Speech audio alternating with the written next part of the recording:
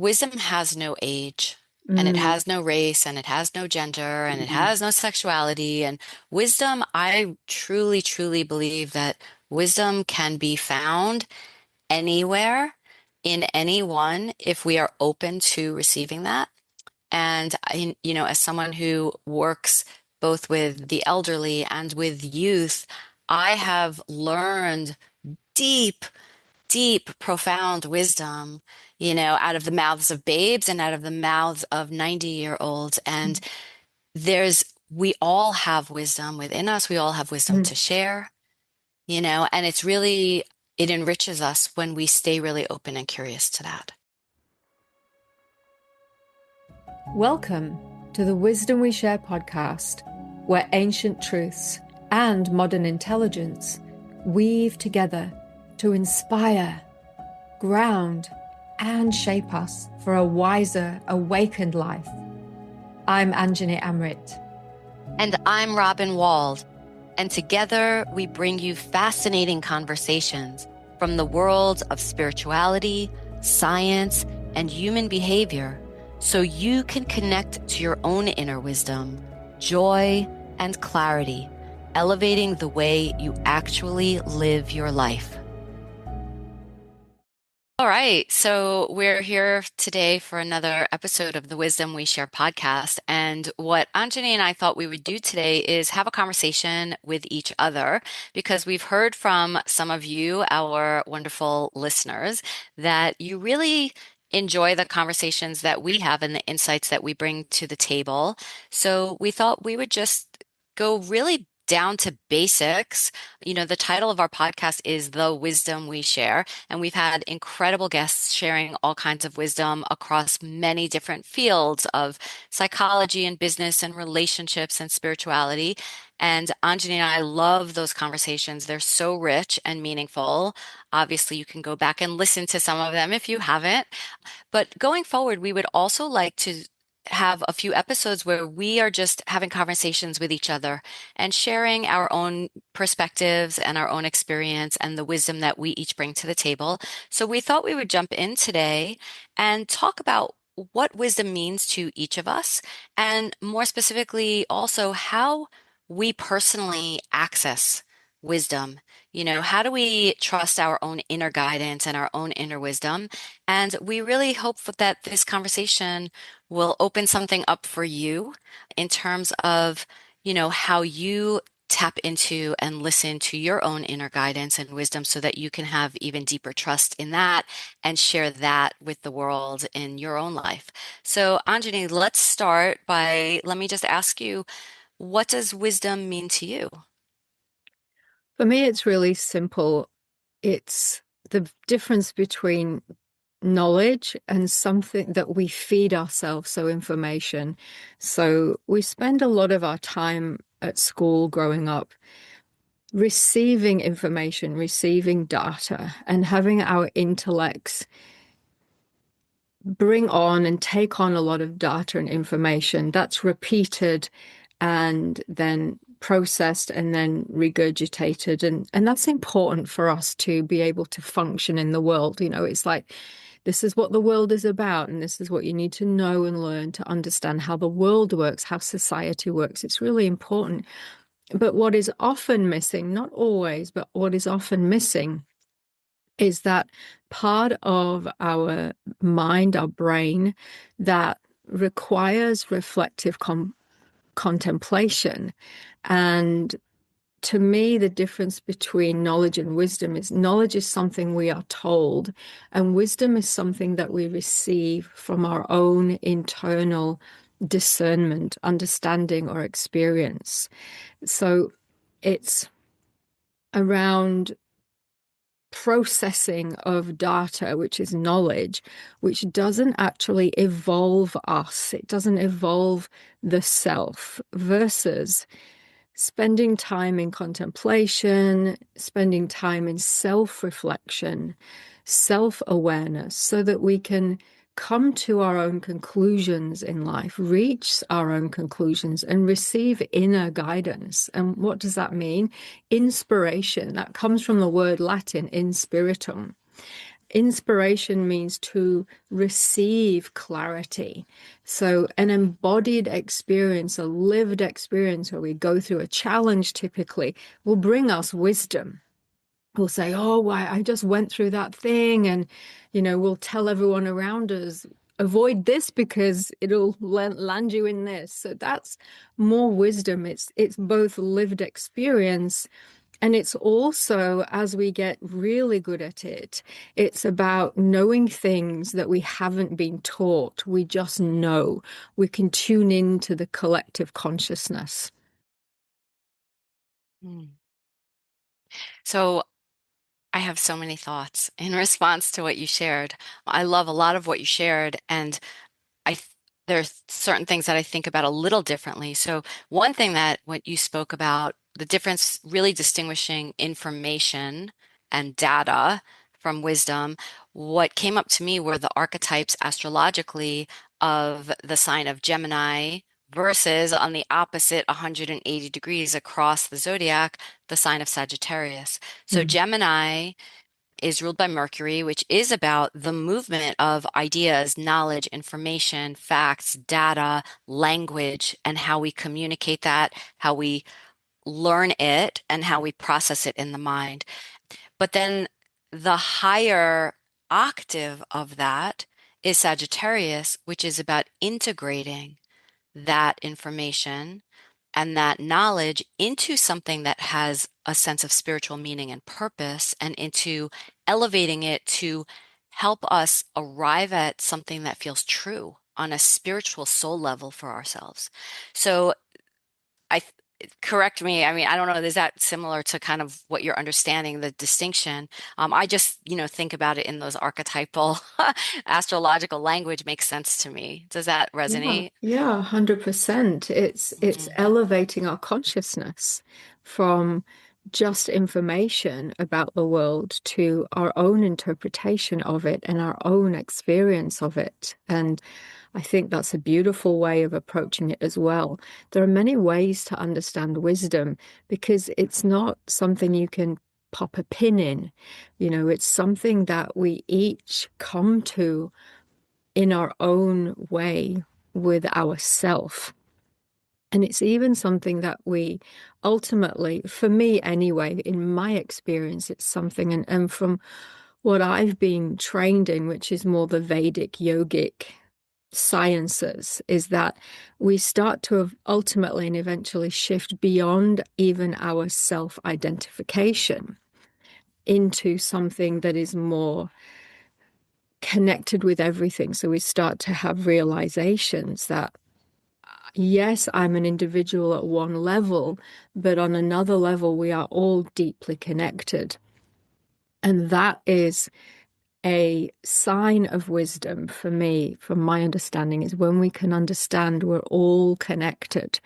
And that, they say if a butterfly flaps its wings in, the forest, then how does that affect climate? Well, it does. And, they've had lots of scientific research lately on mushrooms and trees and how they communicate with each other. There's this really deep scientific evidence of even plants communicating with each other under the ground, and that wisdom we can tap into, and science is starting to tap into that it's even beyond biological, but there's something else going on.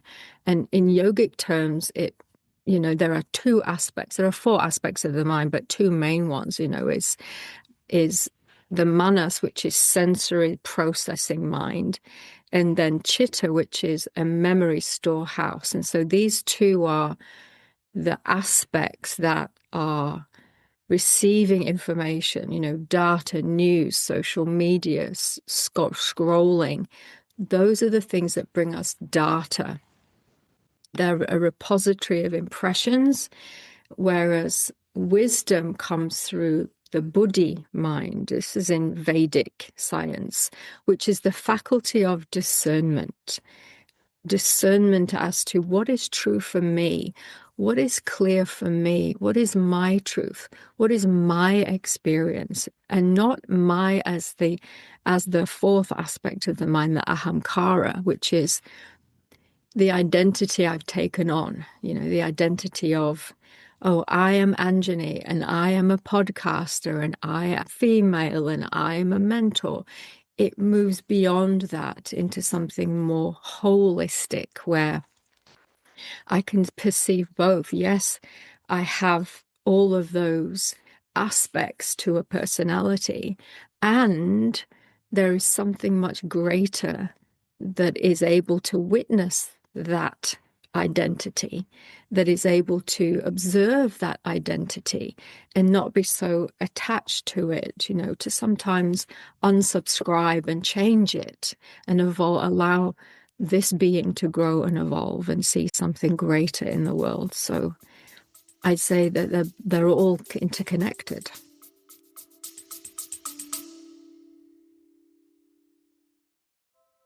If you are listening to this podcast, you are likely committed to personal growth and open to new and interesting perspectives that you can integrate into your daily life.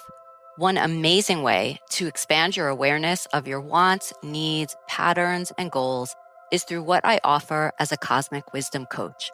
A professional natal, transit, or relationship astrology reading can help you make sense of your life and choices through an evolutionary and archetypal lens. Impactful one-on-one coaching supports you to tap into your own resourcefulness and problem solving. I am so honored to partner with you for your growth, well-being, and success. You can learn more or book a session at www.robinwald.com. Use code WISDOM to receive a Wisdom We Share listener discount on any service. You can also sign up for my mailing list to receive useful monthly cosmic wisdom teachings.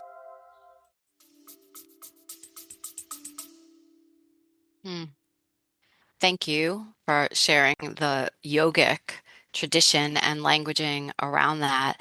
And yeah, I think that that higher perspective, I mean, my business is called Cosmic Wisdom Coaching, and the whole idea is that I bring different intuitive tools and, the astrology to the coaching process to give us access to a higher perspective or a soul perspective rather than just an ego-based perspective. Because one of the traps, the thinking traps that human beings often have, which keep us playing very small in our lives and limit us or appear as obstacles towards really having the kind of health or happiness or abundance that we're seeking in our life. One of those traps is really overly identifying with the small self, right? The small self. And the small self is the part of us that has information and facts, as you said, and interacts with the world on that more superficial level. But the more we can take a bird's eye view, the more we can take perspective and see from a different angle or through different language or through, I mean, for better, I'm really lacking the words of saying it, but like a different kind of consciousness. I mean, you've said it in yogic language, but a different kind of consciousness that has us really deeply listen and not just for what's going to serve my ego, what do I want, what are my complaints, like telling the same story over and over and over, but actually listening from a place of possibility, a listening from a place of curiosity, of humility, of I don't already know, listening from a place of faithfulness. What else and who else in the world might be helping or guiding or supporting me, whether it's seen or unseen, right? There's something on that level that I think does make a profound difference in people's lives and sometimes allow us to get unstuck and, and shift, really shift. I wanted to share kind of as a counterpoint the Kabbalistic perspective on Mm, wisdom. mm. Yeah, yeah, because Kabbalistically, the word for wisdom is chokhmah, and chokhmah it's the second sphira. A lot of complicated language. Anybody listening, you can Google Kabbalistically what's called the tree of life or the Eitz Chaim, and it'll show you a visual graphic of sort of 10 emanations or spheres. In Hebrew, it's sphirot, which is just a model for how God emanated God's qualities and self and energies into the world. And whether you believe in that theologically or not, it's a really useful model psychologically and as a framework for understanding consciousness. So there's the Godhead or the completely ineffable, the highest level. And then the very next level, the first emanation from the infinite is wisdom. But wisdom is not attainable through ordinary human consciousness. It's considered one of the higher spheres that we can only access when we go into some kind of altered or elevated state of consciousness through prayer, through meditation, through fasting, through all different kinds of mystical, magical practices to align and tune our instrument of our body, so that we become a vehicle through which we could reach wisdom. Not simple. Then there's what's called Bina. Bina is actually feminine. She's called the mother of all that's in creation, which is also very similar to the Tao. The Tao is referred to in feminine forms as she is the mother of the 10,000 things, right? So it's similar Kabbalistically. Bina means understanding. So these two stand, Chokhmah is pure potentiality, not yet manifest. And Bina, which is understanding, is giving birth into the world, making manifest all that is potential, all of that can be known. And how do we actually have tangible access to it now in the world through our human experience? And then what you talked about as discernment is actually sort of like a hidden third sphere, which is considered to be located at the throat chakra. And that's called Da'at. And Da'at is knowing what we know. So knowing and discernment is different than understanding and is different than wisdom in the Kabbalistic. I don't know if that got too complicated or if that was like an interesting thing to consider. I think people who've studied Kabbalah will follow it. I've also Mm, studied Kabbalah, and for me, that distinction is the exact same distinction as they have in a Vedic philosophy, Vedic science, which is Purusha and Prakriti. Purusha is the unmanifest, unlimited potentiality of all things, the void. And then Prakriti is the divine mother, and she is that that's made possible, that's made material. And I think what we're both getting at here is that wisdom comes from that higher plane, higher, not better necessarily, but a different plane that is not the plane of the material world.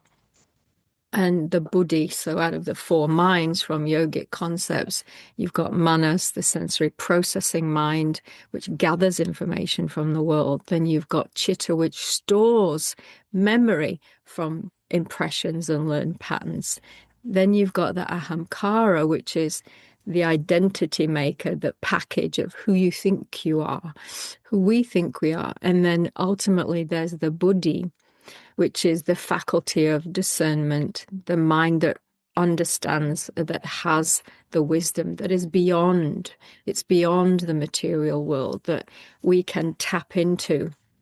And the great philosophers and the great architects of life, the great inventors of life, to me, were all accessing that buddhi consciousness, that ability to think beyond the pale, beyond the known, and go into that unknown and bring that forth from Purusha, the unmanifest, into, or as Blackadder would say, I've just had an amazing idea. Just had a brilliant idea. That thing is what we're talking about. So yeah. So I would hearing that love that. Yeah, go ahead. Sorry. hearing that which one of the, I call them Sephoras, sorry, I'm going to say it wrong, but which one of those So, jewels? like the makeup store, Yes. Sephora. The jewels, I Yeah. call them the jewels on the tree, or the Yeah. apples on the tree. Which one of those would you say compared to the Purusha and the Prakriti? Yeah. Yeah. So Purusha is definitely Chokhmah, which is wisdom, and I'm going to mispronounce the Vedic, the Prakriti is the Bina, which Yeah, is the making it manifest and yeah, bringing it into a more conscious awareness that we can yeah. access. But what I was going to say is that so you started to speak about throughout time, there have been masters who've Mm, been able to access that wisdom and then really become, you know, prophets, mm, gurus, teachers, mm, authors of sacred texts and mm, traditions. How do we, excuse me, how do we in our modern age do that for ourselves? mm. What are the practices? I'm a definite seeker of wisdom. I love to read wisdom texts. I love to read holy scriptures in every Same. tradition. I love it. I love it. I mean, I have like books upon books upon books, and I could never get enough time to learn and read other Mm, people's wisdom and traditions and experiences and mm, really try them on and appreciate them and see what really resonates and what doesn't, what reminds me of or awakens in me things that I've experienced personally or that I've also learned through I love making those connections. And that's one way of seeking wisdom. I think about like, in mm, yoga, svadhyaya, right, is the sitting with sacred texts or sacred study or mm, self-contemplation mm. until that kind of wisdom arises. But I'm wondering what other, on a more granular, practical, like what wisdom do we have to share with our listeners as things that they might try on in their own daily practice that would Yeah. help create that access? I think what you just said is granular. It really is reading ancient texts, reading texts, books written by masters, because there is so much wisdom in there that they are wisdom teachings. I call them wisdom teachings, where we can then receive the wisdom from those just by reading those sacred texts. So they could include, for example, the Bhagavad Gita, a very famous ancient text written by seers, yogic seers who saw the future, who could see the future. And they had an oral tradition to start with, and then they ultimately started writing these things down. The Bible, I don't want to be controversial here, but the Bible, not the literal modern interpretation of it, but the original interpretation of it, the original scriptures are full of wisdom. And if we take time to practice some self-inquiry and ask ourselves, what does that mean? Because these ancient texts are actually written in almost like prose. They're not to be read literally, they're to be read and interpreted. And that's how we get the wisdom, by interpreting the stories. It's understanding the self not through more learning, but through self-reflection. So I'd say that self-inquiry around reading texts, meditation is an obvious one, even just sitting in silence, just being quiet, not speaking, having a time out, reflective dialogue, which we are doing right now. We're having that reflective dialogue. We're exchanging ideas. That's traditionally how we grew in wisdom traditionally, when we didn't have the kind of technology that we have today, which spoon feeds us information, but doesn't allow us to have that self-reflective practice. And also there's mantra. Mantra is the repetition of sacred sounds. Then it's not a language per se, it's a vibration. And as we repeat these sacred sounds, and one that everyone knows is Om, which is the sacred sound, they say, of all of creation. All of creation is represented and within the sound of Om. So just chanting Om will bring us into an alignment or vibration of all of creation, which we can then tap into. So just literally a granular level, sitting and chanting Om 108 times is something that we can do practically in a really busy, day. We're all busy. We're not monks living in caves. But those are the kinds of practices that, I recommend with my clients that actually help them still their mind, silence the inner chatter, that noise, the excess noise, so that they can re-regulate their nervous systems and start tapping into their own wisdom. And it's amazing the stuff that comes out of them once they've learned that process of self-inquiry. And I'll say, there's your wisdom right there. They don't need me to teach them wisdom. They just need to learn the practice or a way in which they can access their own wisdom.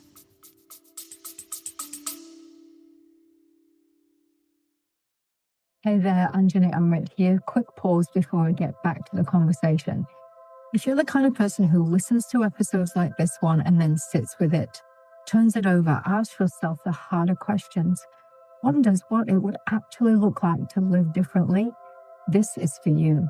I've created something called Within for exactly you, the one who's not just consuming wisdom, but genuinely looking to integrate it, to actually change from the inside out. Within is a membership where we go deeper with practices, guidance, and a community of people who are serious about their inner growth, not in a heavy way, in a real, grounded, and sustainable way. It's where the doing happens, where you take what resonates and actually work with it in your own life. The doors aren't open yet, but the wait list is. First access and something special goes to everyone on it when we launch.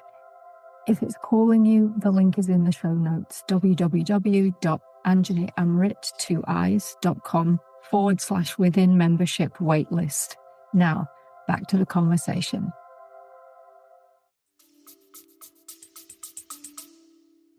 Yeah, I love so many of those practices that you mentioned, and I've, throughout my life tried or engaged with different ones of those at different times or multiple ones, and it reminds me of the episode we recorded with Roger, who I absolutely love, the Let Your Yeah, Mud Settle. yeah. And he talks about, we asked him like, it could be overwhelming and there are so many practices that you can choose. And so many paths that lead us to the one, lead us to the truth, can lead us to wisdom. How do you know which one is right for you? And Mm, he said, just choose one and start mm, and be curious and be open and, do the practice. And then if that one doesn't work, then try another one or try another one. But it's really about taking ownership and responsibility for that journey, right? There are a few mm, things I want to add to the ones that you offered. mm, Okay. So mm, I want to add that and I'm not coming from a Christian divinity perspective, but I've studied a lot of Christian divinity because, again, I love to explore all different yeah, traditions. yeah. And there's an amazing process called Lectio Divina in the Christian tradition. And it's a four-step process for engaging with sacred text in a way that lets it unfold for you and connect on a soul level so that your own wisdom can rise and meet it, right? Mm, So there's four steps in that, and I'm not going to say them in the Latin, but one is about reading the just the verse, which you had cautioned around, like, not like the verse isn't just a literal, like, oh, it says this, so I have to do that, or I'm a bad person, or I haven't followed the rule or the mm, law or the teaching. mm, There's the literal sense of the teaching. So read that first. That's a great place to start. Then there's the reflecting on it. Well, what do I think that means? How have I mm, come face to face with that in my life before? What else does that remind me of? What other questions do I have about this teaching? Do I understand? So we reflect about the text. Then there's the responding, which is really engaging in a critical thinking way for ourselves with mm, that, challenging it. Mm, right? What does that mean? And is this right? Does this go far enough? Does it not go far enough? What might be the secret underlying the literal level? mm, What is the relational? What is the vibration of it? What is the mystical kind of secret hidden there? mm, What else might it mean? Again, wisdom being unmanifest potential. What else is potentially true and possible around this? And then the last part of it is to rest with it, mm, right? That kind of sacred rest, like giving ourselves time and space that allows things to integrate, right? That we don't have to always rush and grasp at. And the thing I'll add from the Jewish tradition with to this practice is the idea of what's called chevruta. Chevruta comes from the root word chaver, which means a friend. And the practice of chevruta is finding a study partner. mm, So this sometimes we can tap into our own wisdom through study and through self-reflection and contemplative practice and breath and personal prayer and chant and everything you mentioned. But there's something very amazing and additive that happens when we practice in a good partnership with someone who can hold up a mirror to us and who can reflect back to us and challenge us. There's a great teaching which says, find a chevruta partner, a friend, to challenge your assumptions, mm, right? We need somebody that we're in relationship with who's going to push us beyond our own limited mm, thinking mm, to consider things from another perspective. mm, So I think that's also the benefit of working with a mentor or a guru or a teacher or a coach, because that's another trusted partner mm, in your own growth and wisdom. mm. So that's A my hundred, addition to that. yeah, 100%. And that's the a whole ethos behind Vedic philosophy. It's contemplation and it's about getting together with other seekers and testing out a concept, reading a concept and then getting curious about it and testing each other and looking at, well, what is possible here? What are the meanings? And exploring all of the meanings. And there are different forms of yoga, and that's jnana yoga or wisdom yoga, where you learn through reading sacred texts and then understanding, coming to a different understanding about what it's saying. Another form of yoga is bhakti yoga, where you offer your devotion and in return you receive the wisdom from your guru, your teacher, through devotion. So you devote your spirit to your higher self or the form of the divine.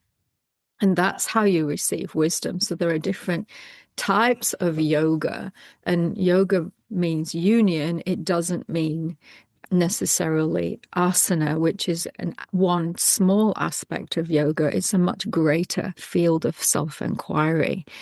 And, there's one really famous, powerful teaching in the Bhagavad Gita, which says you have the right to action alone, never to its fruits. You have the right to action alone, never to its fruits. So what does that inspire in you? What does that invoke in you, that teaching? Well, it's really, to me, it's very much about non-attachment, that we do things, the intention with which we approach something really matters. Mm, And it matters more than what we think or hope or, are wishing we get in return for our mm, efforts, right? So yeah. all we can be responsible for in any given moment Mm, is how I bring myself into this moment, how I show mm, up. What is my intention? Where is my heart? Where is my attention? What am I focusing on? What am I learning? What am I doing? My action in the world. And really, the future is going to take care of itself. Like that, we're not in control of that. We're mm, only in control of ourselves in any given moment. So that's what it speaks to me is just also like again, a faithfulness, a surrender, a choosing things for the right reason, and not the right reason, but like a reason that really on a soul level connects to, you know, again, your highest, what you're trying to bring forth.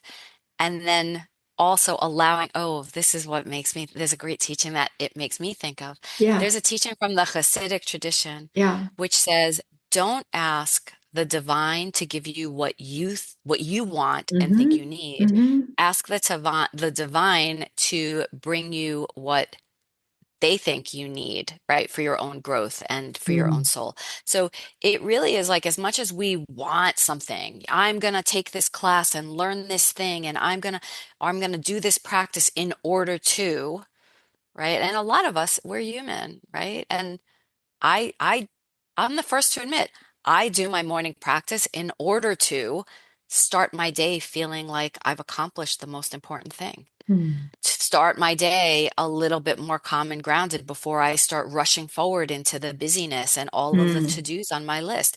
To create a sense of serenity and calm, I Yeah. do my practice because I know that there are inherent health benefits and I want to be healthy. I want Mm. to live a healthy life. Mm. So, yes, I am doing my practice selfishly. And there's also the just trusting that because I've done my practice, the universe is going to give me whatever it wants to give me anyway, which is whatever, and I'm not really ultimately in control of any of that. But doing my practice then also allows me to meet that as it shows up, as it Mm. arises with more grace, maybe, Mm. right? So I don't know. Is that what does that bring up for you? The teaching from the Bhagavad Gita or the trusting the divine to give you what the divine thinks you need? Yeah, I think we are programmed to be results driven. And that is the what in Vedic calls the lower mind, which doesn't mean worse than. It just means a distinction between a lower mind and a higher mind, and knowledge versus wisdom.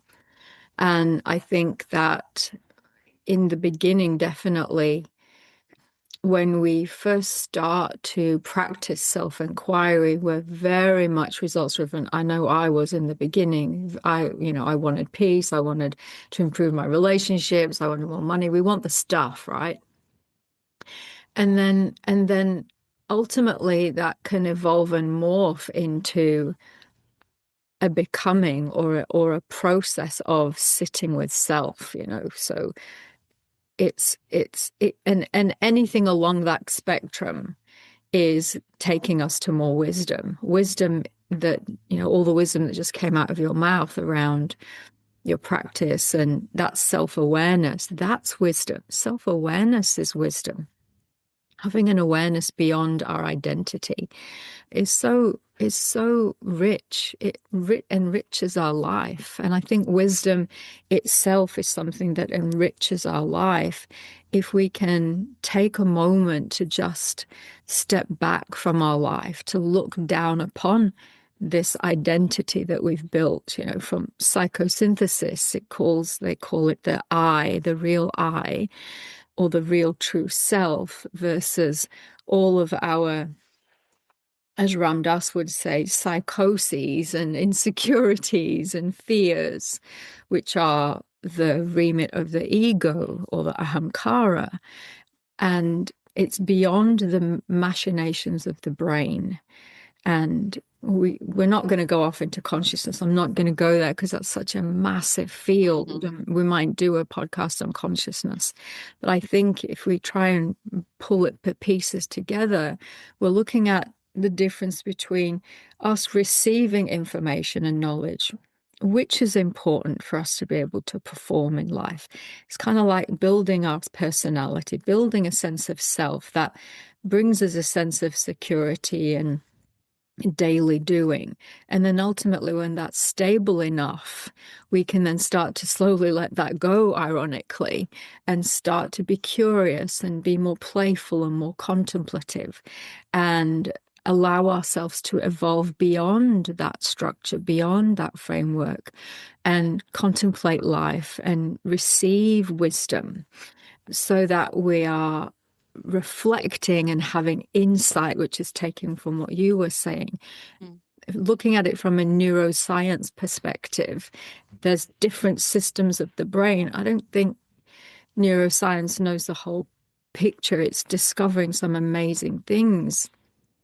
but it's the difference between memorizing information versus deep reflective thinking and insight. So repetitive learning activates the hippocampus, and I think it's the temporal lobes, which involves storing factual knowledge. And we need that. Otherwise, we'll go around going, who am I?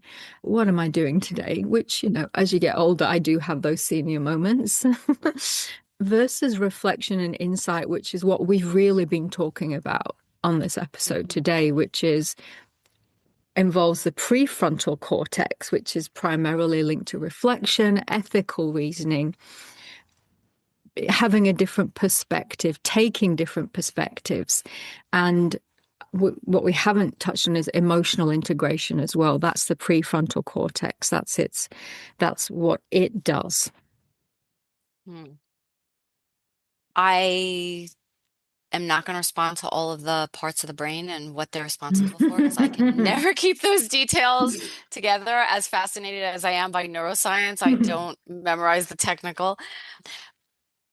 But I think that you're making really good points about really there's just different ways of interacting with the world, and some ways bring us deeper and feel like we know too. We know when something really hits, when something's superficial, and people, we get together with friends and they're all talking about just very temporal, day-to-day, mundane stuff that feels like if I never heard this conversation, it would not have impacted my life one way or the other. Like, blah, blah, blah, blah, blah. And oh, I went to the store and I saw this and I bought that. And did you see this TV show? And blah, blah, blah. And then there are conversations we have or things we encounter that really deeply, profoundly matter. They matter on a heart level, on a soul level, on a relationship level, on a inspiration, like you spoke to before, inspiring me to become a better human being, to shift my behavior in some way that I hadn't thought about. So, I think that's what we're looking for, those openings that light us up. And I do want to say, as we're bringing this conversation to a close, that wisdom has no age. And it has no race, and it has no gender, and it has no sexuality. And wisdom, I truly, truly believe that wisdom can be found anywhere, in anyone, if we are open to receiving that. And as someone who works both with the elderly and with youth, I have learned deep, deep, profound wisdom, out of the mouths of babes and out of the mouths of 90-year-olds. And we all have wisdom within us. We all have wisdom to share, and it enriches us when we stay really open and curious to that. Amen to that. And I think in a world where we are constantly encouraged to know more, to feed the intellect. And maybe we'll leave our audience with this. What practices help us see more clearly beyond the data, so that we can move from intellectual accumulation to inner realization? Beautiful. So, on that note, let's wrap up. And this is the wisdom we share. Thank you, Robin, for sharing your wisdom.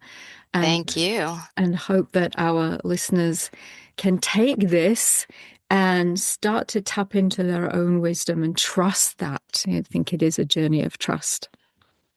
Thanks. All right. Thank you so much for tuning into the Wisdom We Share podcast.